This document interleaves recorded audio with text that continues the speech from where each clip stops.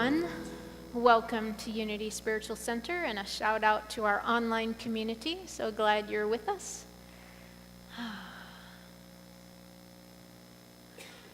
Today we are on the final in our 12-part series of our 12 powers, based on the book The 12 Powers of Man by Charles Fillmore. Yes, the co-founder of Unity. Our focus in learning about each one of these 12 abilities or attributes of the divine, which are a part of who and what we are, is to have a tool to enhance our life, so that we know when we're living in a place of spiritual balance or not. And so our focus throughout this study has been the topic of the power, the spiritual location within the body temple, typically associated with a gland or energy center, and its representative color, so that we can use that when we are in our time of meditation. Our intention is to know what each of these attributes looks like, feels like, and expresses in a balanced way, in an overdeveloped way, and in an underdeveloped way. These are not complicated tools. However, the complication is created by ourselves and our ability to give attention to them, to give attention to our expression of them, and to pay attention to what they are telling us about ourselves. Last week, we explored the ability of release, elimination, or as Charles Fillmore called it, renunciation. Elimination is the ability to release, remove, denounce, deny, say no, and to let go of things that no longer serve us. In the book written by Charles Fillmore in 1930, he used the word renunciation for this spiritual ability. The metaphysical meaning of renunciation is a letting go of old thoughts in order that new thoughts may find their rightful place in consciousness. A healthy state of mind is attained when the thinker willingly lets go of old thoughts and takes on the new. Keyword here, willingly. Yeah. He goes on to say that the center of renunciation, currently referred to as elimination or release, is in the lower part of the abdomen, which carries forward the work of elimination of error thoughts from our mind, as well as waste from the body. See, there's more going on there than you originally anticipated. You thought you knew. But everything in New Thought is about our thought, our consciousness. What are we thinking? What are we doing? What are we holding on to? What should we release? And so in order for us to say yes to life and to things that we want to manifest or create in our world, we must also have the ability to say no. Well done. Last week, I explained to you that it's easier to say no, N-O, when you know, K-N-O-W, what it is you want in its place. It's so simple, really, right? No. But once we know what we want, we can identify what is that block, What stands between me and what I desire for my life? Is it a small stumbling block, a small pebble, or is it a wall that has been built of mortar and blocks of cement?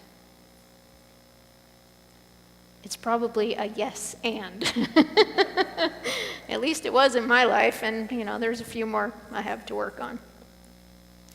So our growth is not usually based in adding something more. We were born with everything that we desire and need. It's part of the original package. However, our growth comes from removing the blocks that stand in the way. So each and every week of this series, I have given you homework. And you had the opportunity this past week to ask yourself, how am I using my gift of elimination? And so I ask you to reflect for a moment. Did you use the power of your no to release what those blocks are that are blocking you from obtaining your good? Did you use your ability of release to clear your thoughts and behaviors, or possibly the garage? That's a good place to start. Or did you use the power of release to say no to an unhealthy relationship in your life? Or a habit that does not have your health and well-being at its core? So each and every week, I will continue to invite you to look at the areas of your experience that you are working on to apply these truths. Charles Fillmore calls this unity practical Christianity, because if we don't practice it, these are not applicable tools, then what's the point? Why bother? We should go straight to fellowship. Yes, you like that idea. So I invite you to consciously apply these tools. Together, we can figure it out as we work it out. So this week, we step into our last topic, and we explore life. The ability to energize, vitalize, enliven, and make whole. The metaphysical meaning of life is that expression of being which manifests as animation, activity, vigor. Life and substance are ideas in divine mind. Life is the acting principle, and substance is the thing acted upon. So life is the energy that propels us into action. My visual example that you will all know is it is the copper top battery inside the Energizer bunny. You know the Energizer bunny? You take out the battery and the bunny stays put. The life center is the battery. We all think it's the Energizer bunny because he's going along, doon, doon, doon, doon, doon, doon, doon, doon, doon. No, there is something within that rabbit. Oh, God. I've been called the Energizer bunny a number of times because you all see how much energy and vitality I have with every day. But it's not the outer, it's the inner. And so in order to give mankind a body having life in itself, the divine had to endow him with a focal life center located in the generative organs. This center of activity within the organism is the seat of sensation, which is the most subtle and enticing of all the factors that enter into being. These qualities of sensation and generation are necessary to man's character, and without them, he would not be the complete representative or image and likeness of the divine. The divine is a creative process. We, as human beings, need the generative organs to be creative processes in physical. How could we go forth and multiply if we did not have those? However, we, being spiritual beings, having a human experience, are not one or the other, we are both. So the center, the qualities, no, the life, the life presence does not only emanate from the physical body, it emanates through that. Its root source is in the divine spark. Unity principle number 2 says that human beings have the spark of divinity within them, the Christ Spirit. So life is divine, it is spiritual, and its source is of God. We talk about going with the flow, being in the flow of universal life force. And sometimes this is also called as the river of life. We are people walking next to the river of life. And yet that river of life energy flows in and through us. We come into this conscious awareness of this river of life through the expansion of our spiritual awareness, through our personal growth in divine studies and our own divine nature.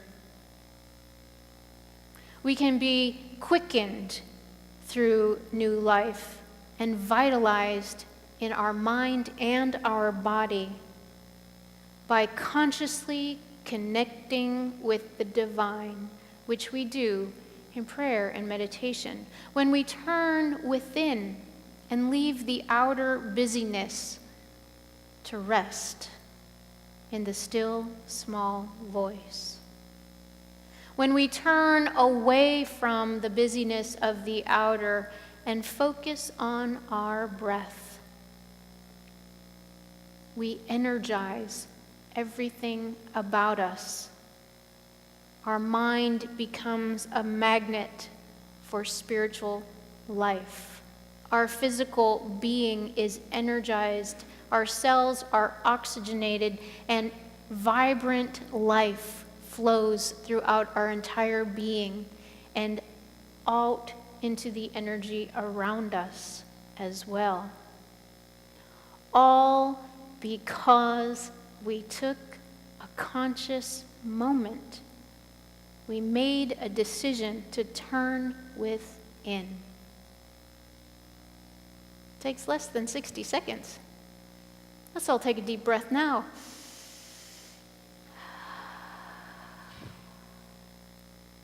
You do that 2 or 3 times and you are a renewed being, vibrant, a fresh battery in that bunny. And so our Bible quote for today talks about this breath of life. In Genesis chapter 2, verse 7, it says, "Then the Lord God formed a man from the dust of the ground and breathed into his nostrils the breath of life. And the man became a living being." George Lamza, a Bible scholar who grew up in Persia, which that country still resembles Bible times in culture and language. He has written multiple books during his life and commentaries on the Bible, which explains, having been raised in the culture, he explains those cultural experiences and traditions and idioms so that the Western mind, that would be us, can understand the Eastern experience. That would be them. We base so much of traditional and New Thought Christianity on this book, the Bible, and yet it is not the culture of the Western world. And so it must be looked at through the lens of Eastern studies. And he is one of the people that has done exactly that. So through his descriptions of explaining Eastern thought to Westerners, it helps to create a better understanding of what they were talking about. If someone from those cultures comes here to the United States, and we have our cultural slang in every corner of the country, mind you, they won't know what we're talking about or why our cutesy little sayings mean what they do, because it doesn't make sense to them. And so we need to take this into consideration when we do our study of Scripture. So first off, the word Bible means library.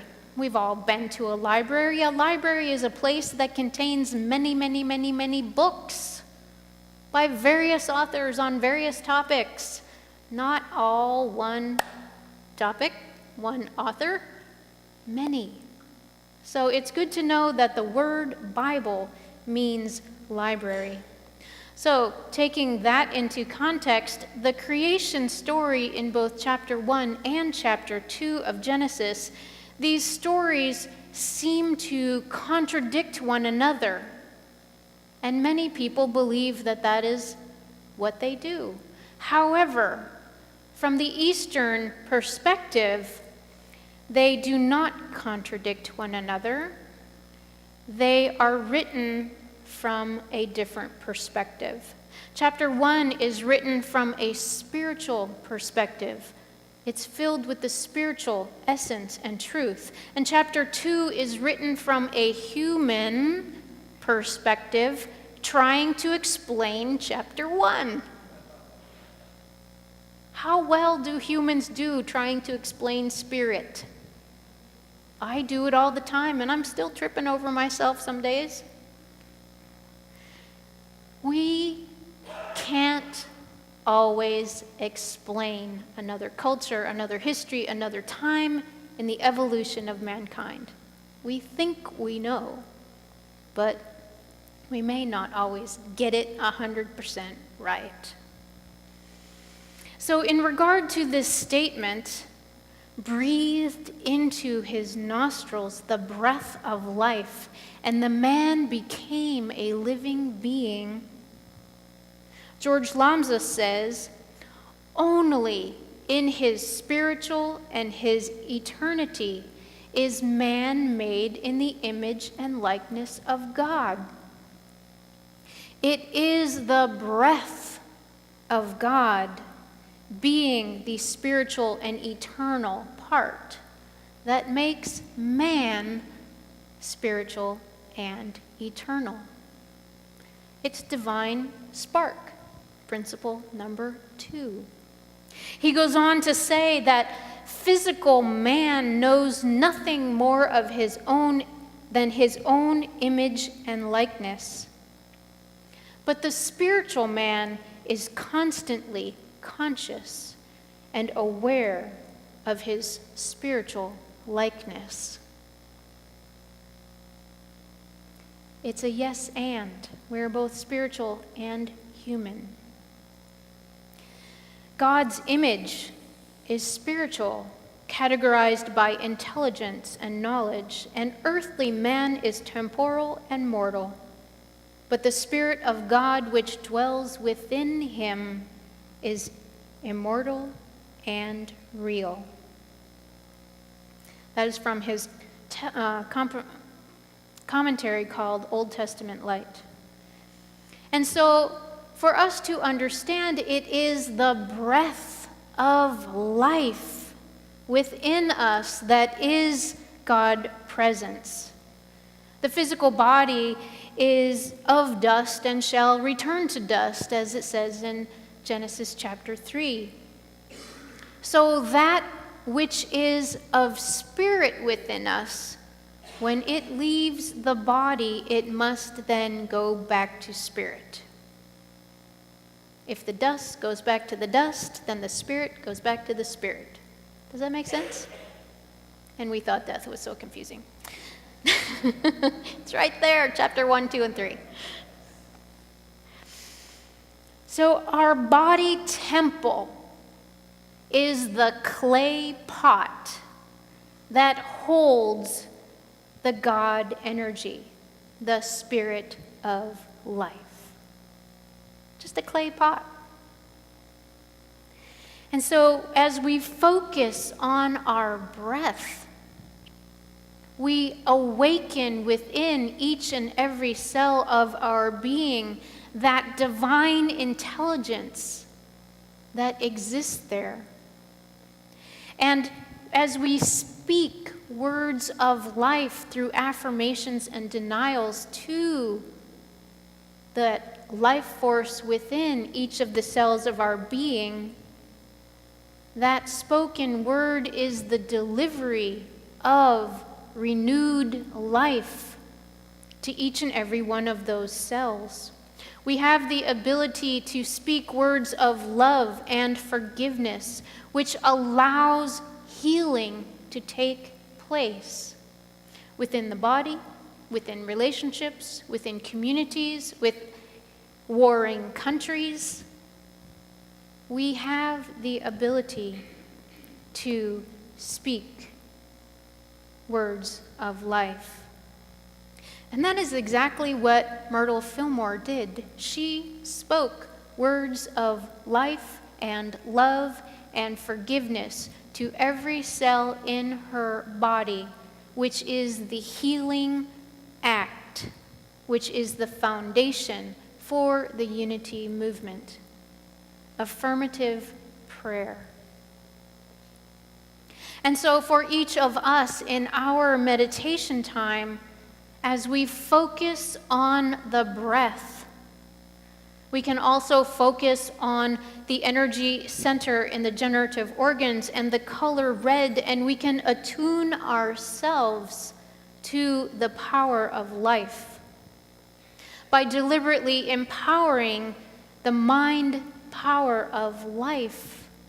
We are reflecting on the God energy within us.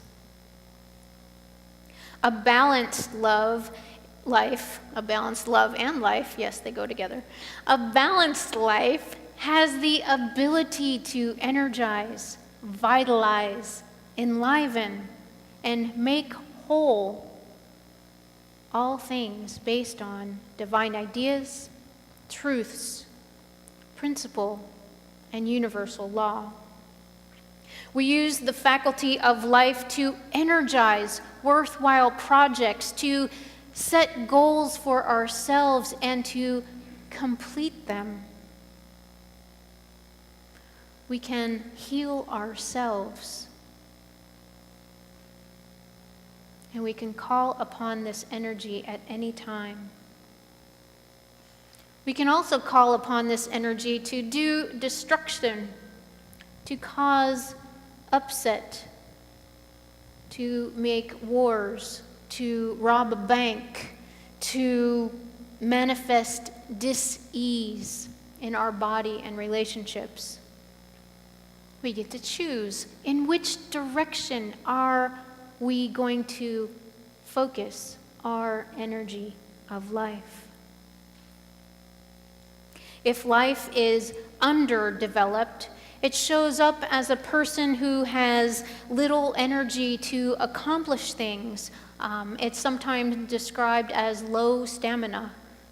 They're apathetic. They may run into problems with illness or disease because the life energy is not flowing. There is a block stopping the life energy from flowing properly through the body temple, through relationships, through prosperity channels. However you need for that life energy to flow. So if life is overdeveloped, it shows up as an individual who demonstrates an expression of frenzied activity. You all think I'm really busy, but I don't have frenzied activity.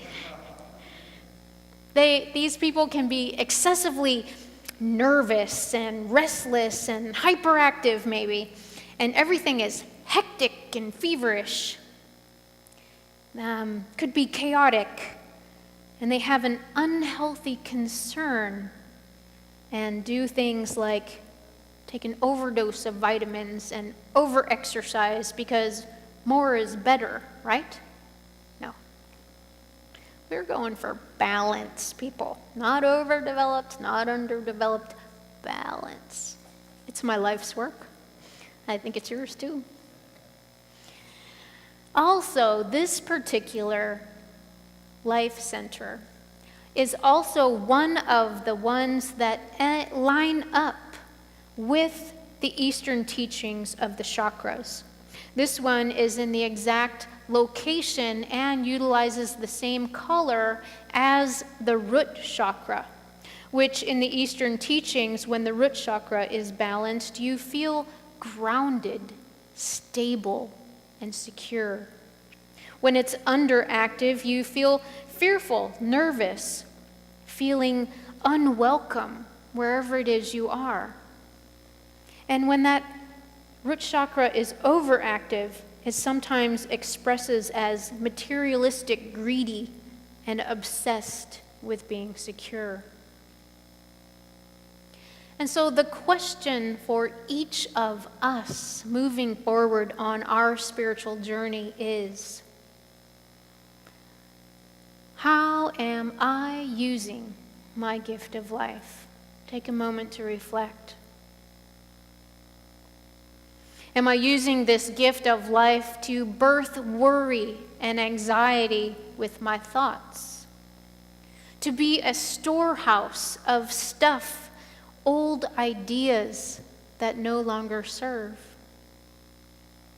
Am I using this gift of life to follow through on my commitment to my own personal spiritual journey? Am I moving through life in a way that inspires and empowers, as our community mission statement encourages us to do? Am I using the gift of life to support that which I believe adds value to the human condition, such as an outreach project that will benefit others in the community? And do I recognize that to use life effectively, I must balance and incorporate all of the 12 spiritual attributes? Have I taken the time to awaken to them? To awaken them as spiritual gifts within my mind, within my heart, within my physical being? These are the questions that I leave you with at the close of this series. You are blessed with a wonderful community where we come together to study these practical tools, to apply these teachings to our lives so that we can grow and expand and move away from old beliefs that no longer serve, and to embrace new ideas so that we can be the best person and the best Christ presence that we can be in the world, so that we can co-create a world that works for all. The world has need of us to do our homework so that we can reach out and support one another, whether it's here in our hometown, whether it's across the United States, whether it's across the ocean in another country, in another culture. We are all here on this planet together. And I'd like to stay around for a while. I don't know about you. So I invite you to do your homework, to think about these things, to apply these tools, and to continue your spiritual journey in whatever direction it takes you. Namaste.